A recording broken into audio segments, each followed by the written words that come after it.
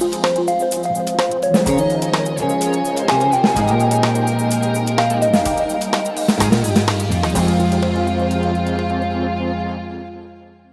week, a new pilot program started in East Palo Alto for people who live in their RVs, a pioneering program. And here to talk about it is Alicia Garcia, who's the Associate Director of Project WeHope. It's a nonprofit that's operating the program. And we're just really thrilled to have you here. Thank you so much for coming in.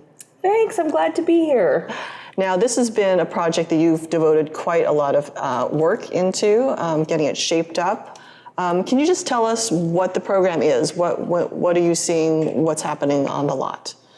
So currently, we have several families as well as disabled and veterans on the lot. There's right now there's 12 vehicles, 12 RVs on the lot, and we are seeing joy, happiness. We're seeing people actually going to the movies as a family, things that they hadn't done in a long time. We're seeing people working together and cooperating, people getting connected to services. We saw one man and his child get housed. Wow. And so, yeah, we've seen a lot of great things happening. That was a great turnaround from just being at the safe lot where they park overnight, and they have access to restrooms, laundry facilities, other services as well. Yes, showers, and then case management and food. Okay. As well. Yeah. I understand that this program was actually approved by the council last year. And so you've been working with them and with other, contractors to make sure that the lot is ready. Can you talk us a little bit through what's been happening to get to this point? Sure, endless meetings with the city. So we first started with meetings with the city manager and different other officials in the city. And then after that, we took it before the city council. And then there had to be a response from the public, a response from the RV dwellers themselves. We had a lot of private meetings with the RV dwellers because this was for them. Yeah. And so we wanted to know what they wanted. And so we brought them to the table in the meeting. Law enforcement, and lots of conversations, lots of kind of going back and forth, some arguing. It was a lot that took of ideas, I'm sure, until finally we secured the lot, and we're leasing it from the city. Okay. And it was a city parking lot? Yes, it's a city-owned lot that hasn't been used in several years, and it was right by the shelter, so it was kind of an ideal space to have the lot. Yeah. And there was a few modifications and upgrades that needed to be done. And so the city had to put that out for a bid. And then once the bid, then they had to go back to the council. So it was a long tedious process, but we are so excited that it's finally opening. Yeah, that's wonderful. Yeah. Now, Sierra, I know you were there when it did the soft opening. That was last week, and then this week you had the grand opening. What did you see when you went out there that first day? I think you talked to at least one person who was living there. Yeah, so I got there a little bit early. So there were about 3, I think, RVs there when I got there, 3 or 4. And I spoke to a gentleman who literally his words were, "I'm happy as a boy in a candy store," because for the program to be opening and to be participating and the help that he received to get his insurance and license and registration, everything squared away so that he could participate, he was just really thrilled about all of it. So yeah, a lot of paperwork that needs to happen then in order to make this. Absolutely. Bureaucracy follows us everywhere. I mean, you'd think the concept is simple, that there's space and then people can use that space, but no, there's more to it. Absolutely. So there's a lot more to the program than just simply having people have an RV, a space for their RVs, right? You have services that you provide to them in terms of trying to get them out of their RVs. Could you talk a little bit about that?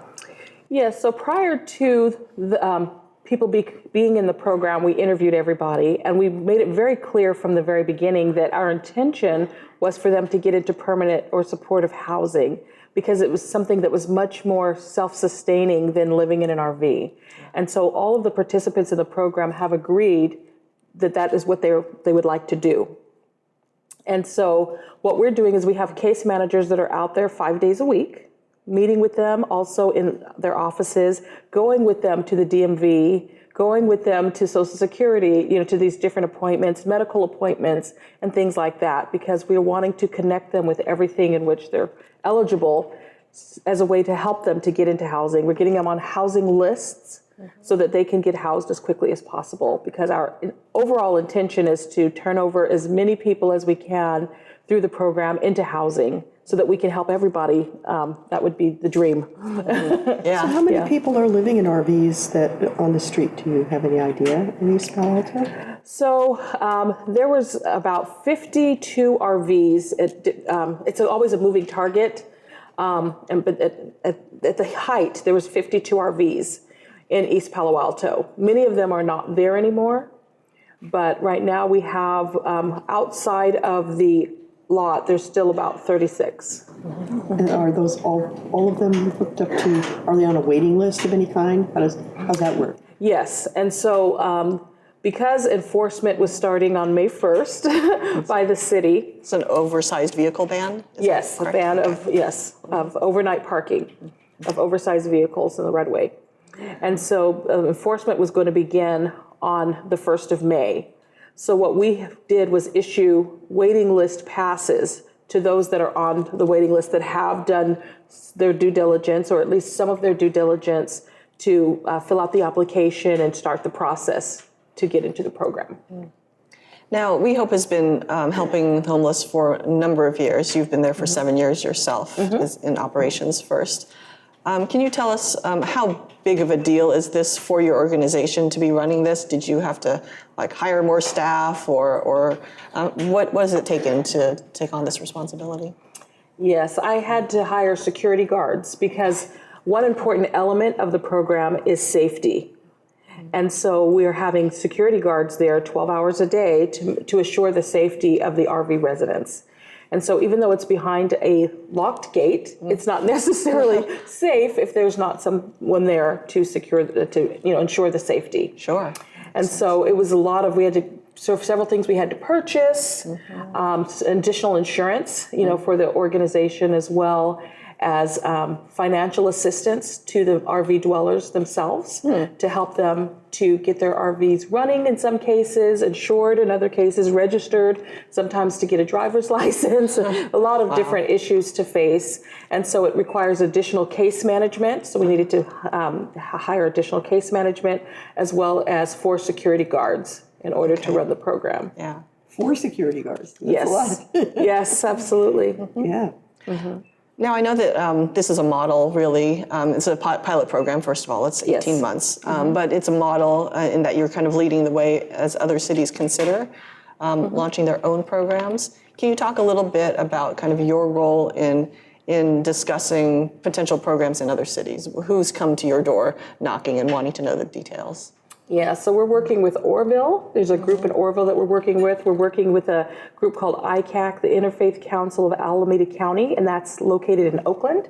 And they just started a safe parking program for cars on several different church parking lots. And then yesterday, I was on the phone with Mountain View, who's going to be launching a program for vehicles as well. Yeah, and I understand they just, the council just approved the purchase of a former VTA lot for theirs.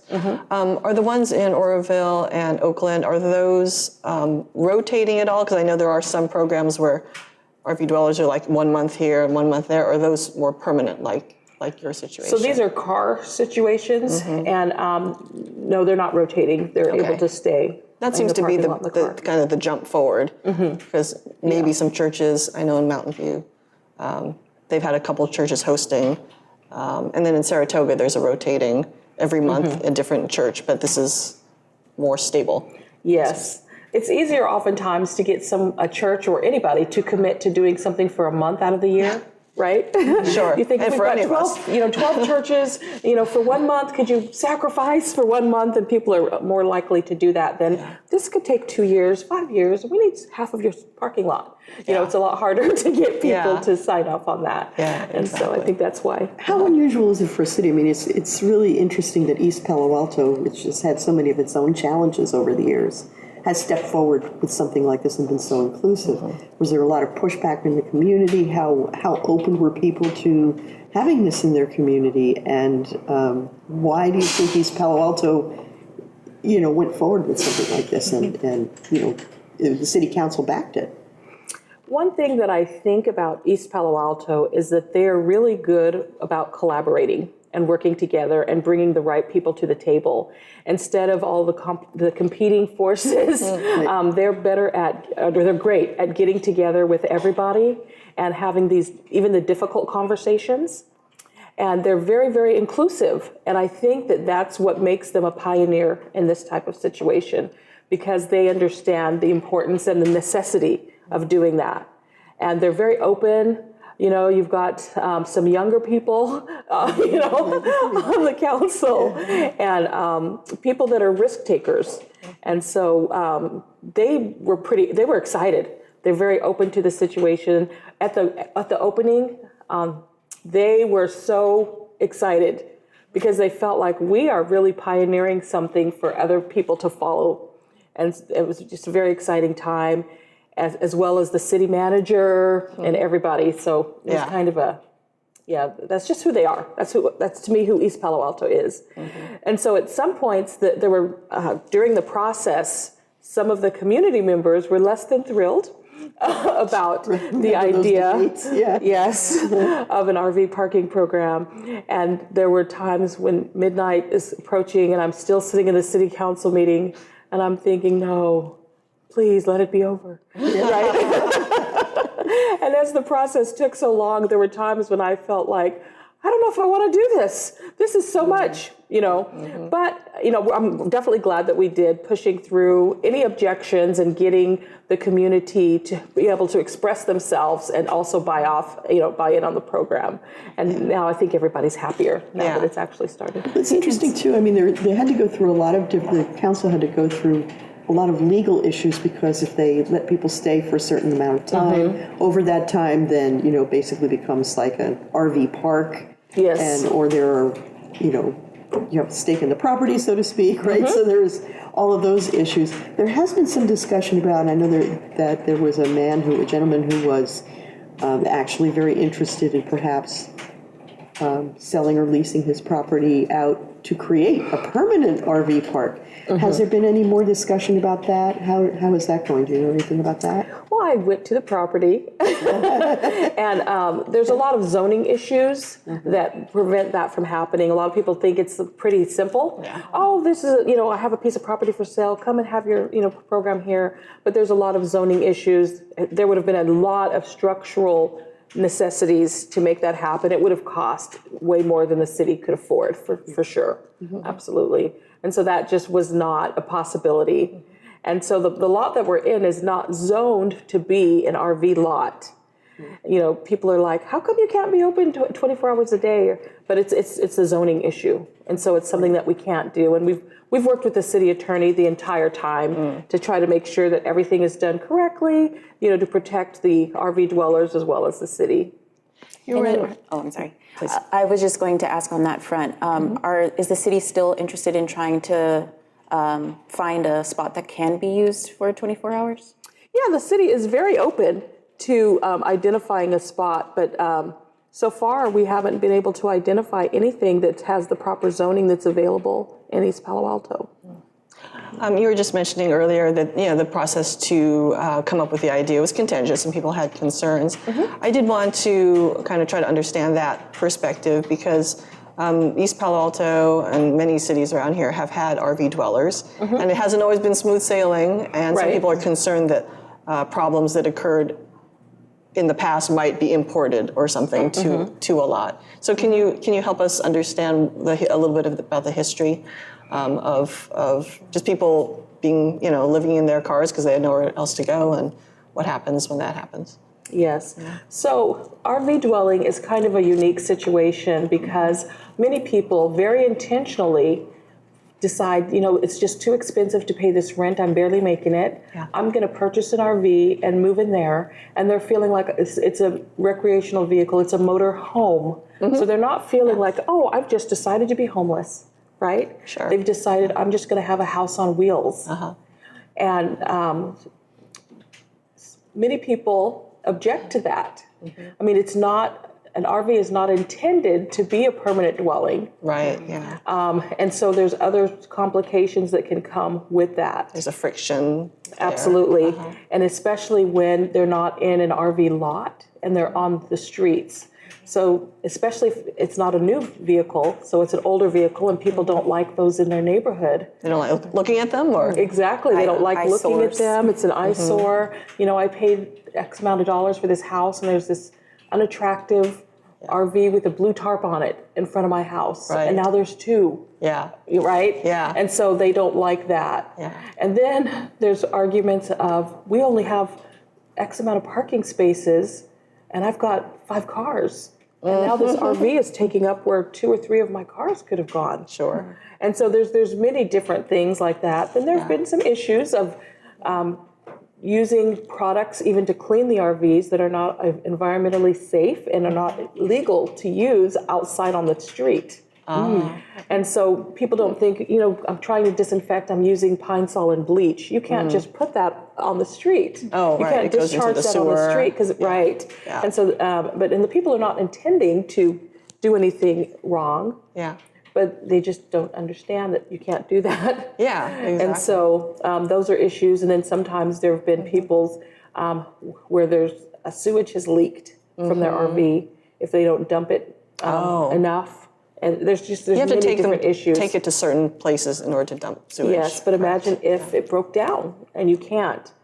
There have been issues where sometimes there's 2 tanks and somebody dumped the one and didn't dump the second, and all of a sudden it's spilling. And there have been a lot of different things that have gone on, and a lot of them unintentional.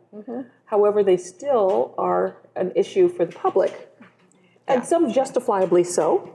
Right? We don't want sewage being discharged on the street. Yeah.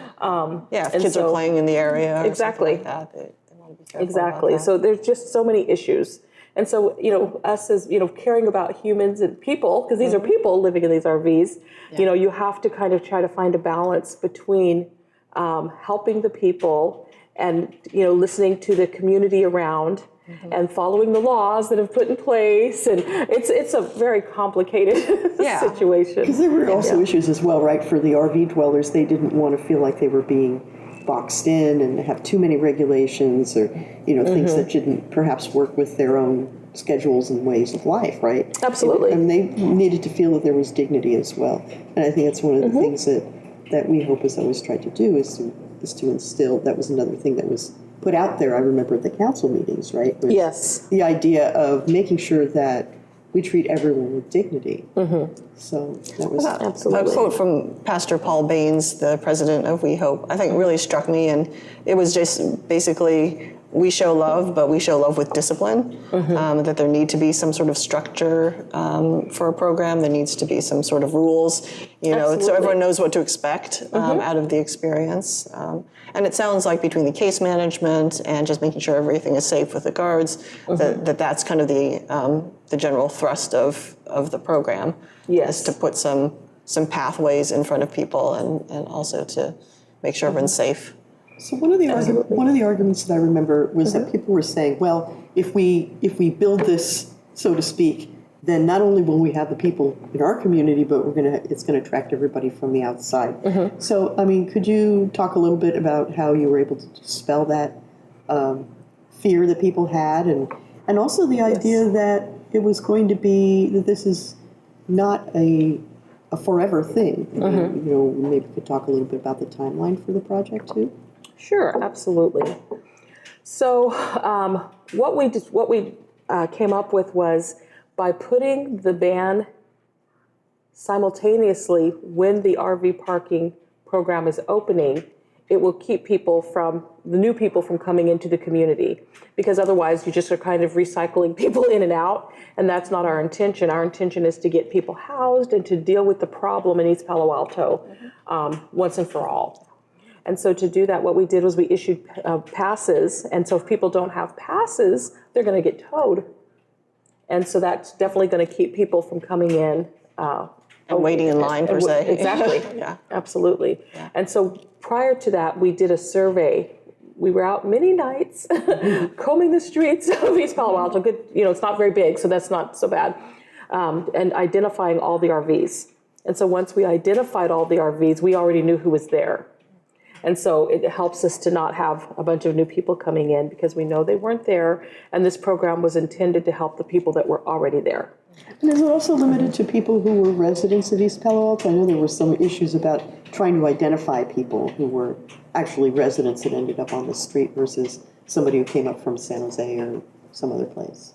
Well, so the intention was people that had connections to East Palo Alto, but sometimes, residency is an interesting situation. If you leave San Jose and you can establish yourself in East Palo Alto after 30 days, now you can become a resident of East Palo Alto.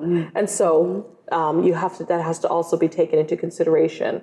And so what we did is we asked people what their last address was and to show us proof of their last address. And that helped us to prioritize the people that we were going to help first.